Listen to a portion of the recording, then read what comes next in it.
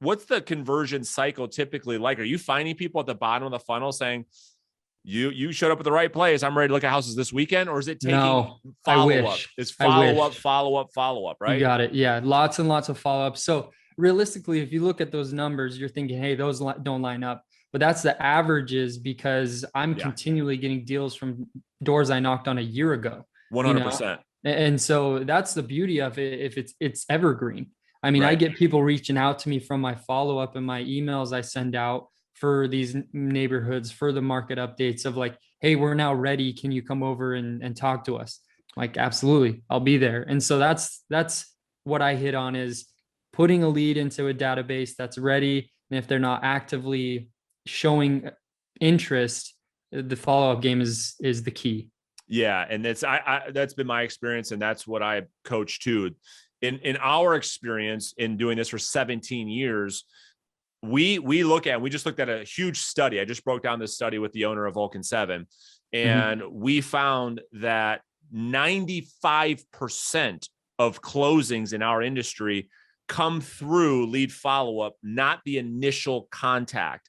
Yeah. Now, do you find roughly in that world that it's generally the same? Meaning it's very rare for you to knock on a door and someone's ready to put an offer on a house tonight, right? That's most of your business is coming through some type of follow-up over a course of time. Would you say that's fair and accurate? Totally. The other thing I would say is with door knocking, it's a not a immediate process where they're jumping into buying or selling immediately. It's over the next couple of months, but it's consistent appointments, baby steps until they're ready. And so I wouldn't say it's cold follow-up where I'm putting them on a drip campaign and emailing them. It's a lot of active follow-up of like appointments and going back, staying in touch with them, re-knocking the neighborhood and just saying, hey, wanted to bring by a market update. I recently sold a house down the street. This is kind of the current pricing. That's where the money's made because you have already built that relationship. Now you just got to stay in touch with those people. Yeah. And you said at the beginning of the show, and I can't agree enough, is like the visual for everybody listening to this podcast is we're talking about pipeline maturity.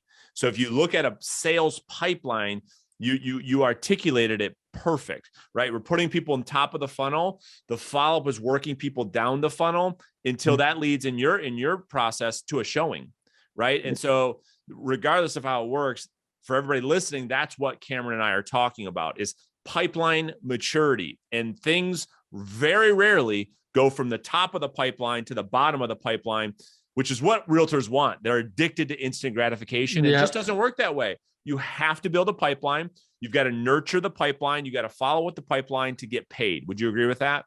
Totally. And honestly, there are some crazy times where it's fast. Absolutely. I mean, I've had deals where the quickest I've ever had is 24 hours. I knocked on a door, showed him homes right there. He invited me in. We went out, looked at the house, put it under contract, and his house was listed the next day. It was nuts. And so that's a complete one-off. Agents are addicted to that type of thing where like, I'm going to go door knocking today and I'm going to have a listing tomorrow. It's like, no, you're not. You're going to have a listing in 6 months. Yeah, that's and right. So you got to consistently go out day after day to get to that point. So that, I mean, oh my gosh, I'm so glad you brought that up. I'm looking at my other screen right now and the study that we broke down and you nailed it. So 2% of the time is what we found in the study of prospects that are ready to go right now, 2%. Yeah. So this means 98% of the time it's a 3, 4, 5, 6 month conversion cycle in our industry. Yeah. So last thing I want to talk about, well, a couple last things. I shouldn't overpromise. You said something before we got started with the show that you didn't experience the same success with the phone.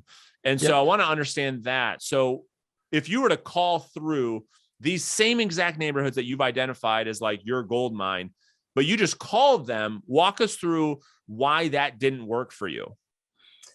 It's a great question. I think I have to say a part of it is training. I don't think I knew enough at that point to be successful on the phones. But another part of it is I think I am kind of that monotone, boring guy over the phone. I don't know if I have nailed down how to have that conversation over the phone.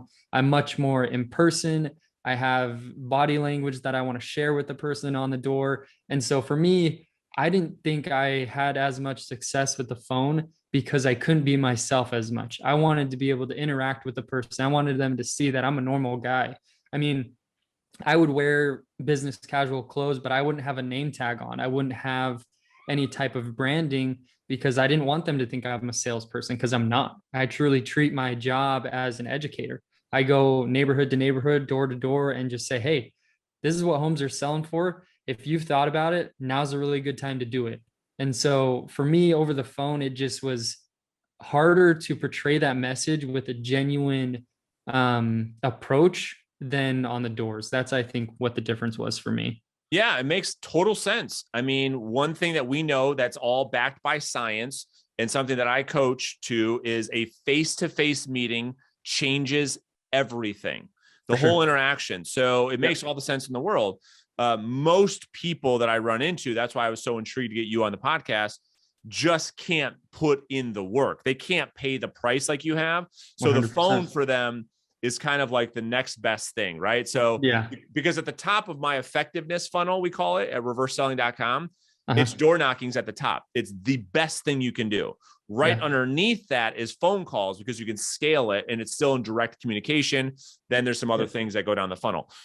So that makes a lot of sense. So the last question I do have for you is, we rewind, you get relicensed 2.5 years ago. Knowing what you know now, what advice are you giving to the Cameron 2 years ago that other people getting in the industry right now can benefit from?